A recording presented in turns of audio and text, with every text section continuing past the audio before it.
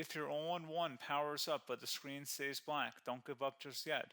We will cover a series of troubleshooting steps, recovery tools, and repair techniques that can help identify the cause on your Yoga AIO 9i Edition all-in-one device and get your system working again. A lot of errors pertain to this problem, and we're going to go ahead and jump into what should hopefully be a pretty straightforward process, guys. And we're going to go ahead and jump right into it. First thing I'd recommend doing would be to actually go ahead and boot to the troubleshooting utility on Windows 11. So if you do a hard power off 3 times in a row, Windows should automatically attempt to launch the startup repair utility. And if it doesn't find anything, it will give you the option to select advanced settings, in which case it will take you to a screen that looks like this.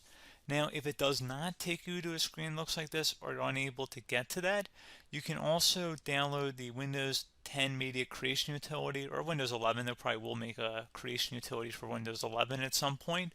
And it doesn't really matter, you can actually run the Windows 10 utility on Windows 11 as far as I'm aware. And you should be able to run the troubleshooting utilities built in within it. So you just would go ahead and download it to an ISO file and then burn it to a DVD or USB. It'd have to be about 4 gigabytes or more. It couldn't be a small USB flash drive, and it couldn't be a CD. It'd have to be a DVD.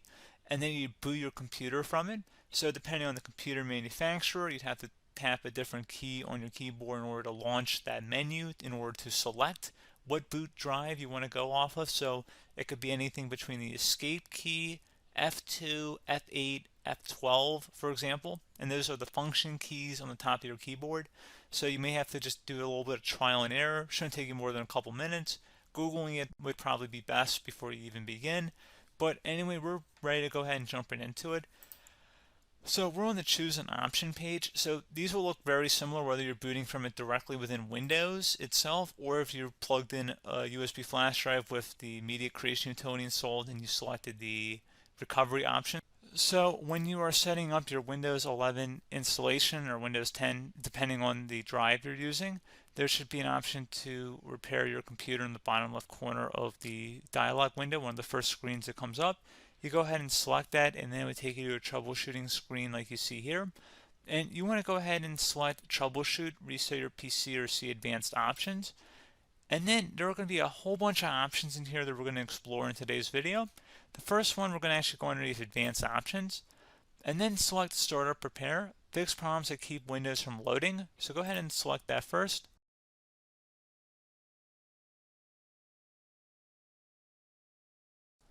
Okay, so you can see it could now repair our PC. That was our first option we could try. Something else, if we go back into advanced options here and then select troubleshoot, we're going to go underneath advanced options again. You can go ahead and actually access safe mode by selecting startup settings. And then if you select the restart button, you have the option on the screen select safe mode with networking, which will give you a key on the screen. It'll tell you which key to press to enter that.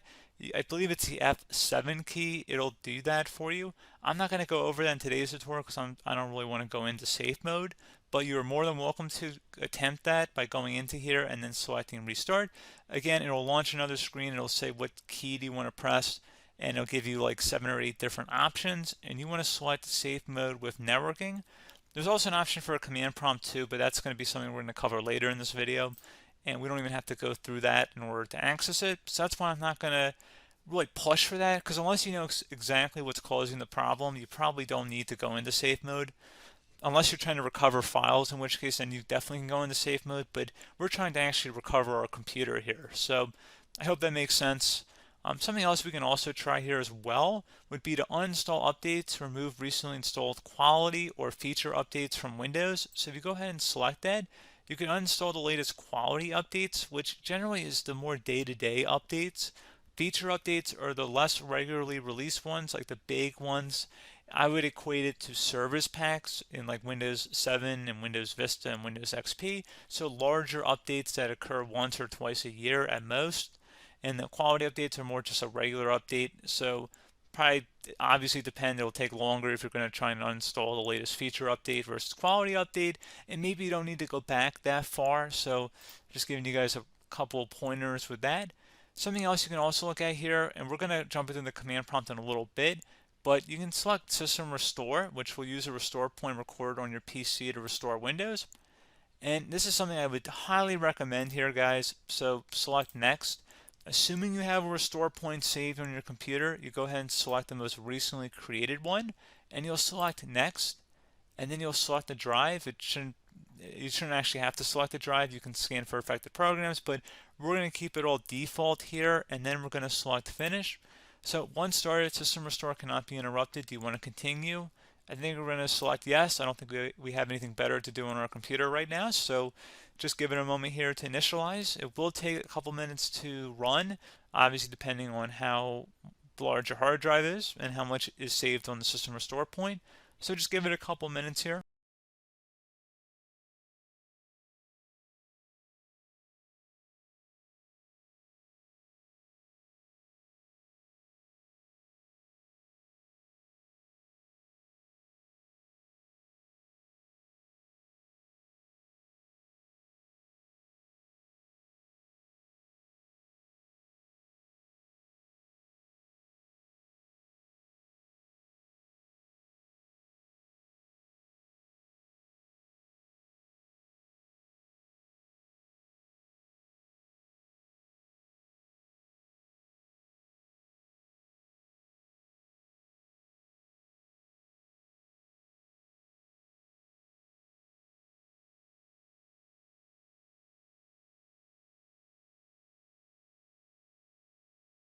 Okay, so you can see the system has been restored successfully.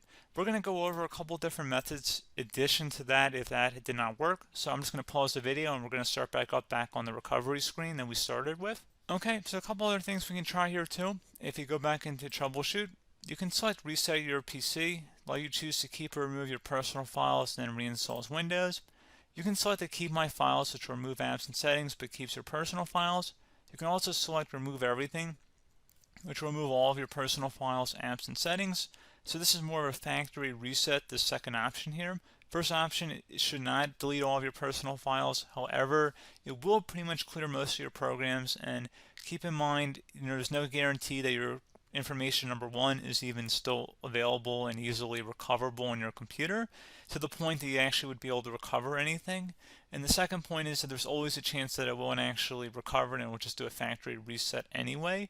So there's no guarantee that actually would keep your files anyway. So I would recommend trying to get a recovery tool and backing that up first before selecting it anyway. But again, those are a couple different options. And then something else you can try here if you go back to the choose an option. Another option, if you go underneath choose an option and select troubleshoot, advanced options, and now select where it says command prompt. Okay, so the first thing we should do is type our main hard drive here. In most cases, it should be the C drive. So you just do a C colon and then hit enter on your keyboard. So once you're underneath the C drive, we're going to type in dir and then hit enter on your keyboard. It should have program files, users, and Windows all in there. That's how you know you're in the right directory.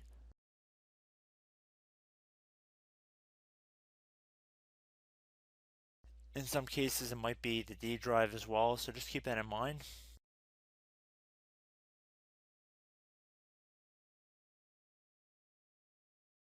Next thing we're going to do is type in cd space / Windows / system 32 / config, and then you're going to hit enter on your keyboard.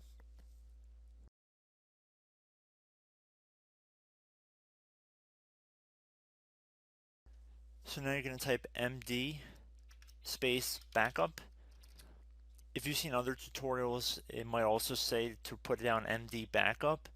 That's because the backup name is pretty common when you want to back something up. So you can name this whatever you want, doesn't have to be backup. So if you've already made a backup folder in the past, you could do backup 1, for example. So once you're done setting the name you want the backup to be called, hit enter on your keyboard again.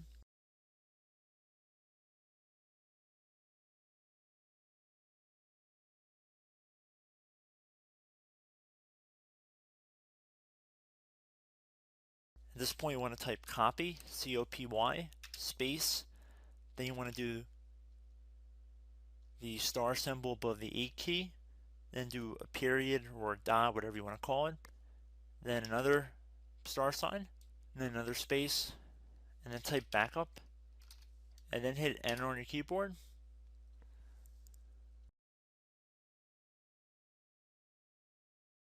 Now you want to type cd reg back, REG BACK, and then hit enter on your keyboard.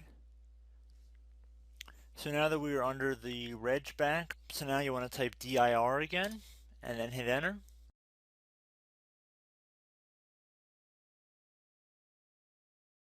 So now at this point we're going to type copy again. So copy, space, $,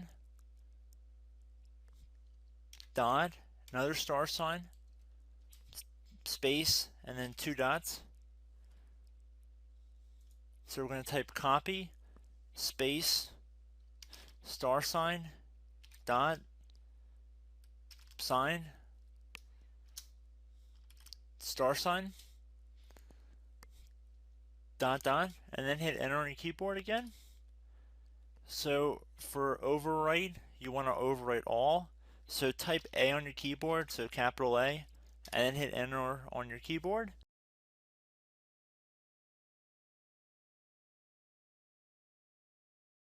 So at this point, you should be good to go. You can close out of the command prompt window, and if you accidentally continue to Windows 10, you should be all set. So I hope one of these 3 or 4 different methods we went through in this tutorial helped you guys out. Again, I'm not sure if you guys heard me earlier, but try to go back into your safe mode if possible and uninstall any programs you know might be conflicting with the Windows startup if you can get into safe mode. So just keep that in mind. Something very simple like that could be blocking up everything. So again, I hope this tutorial helped you guys out, and I will catch you in the next tutorial. Goodbye.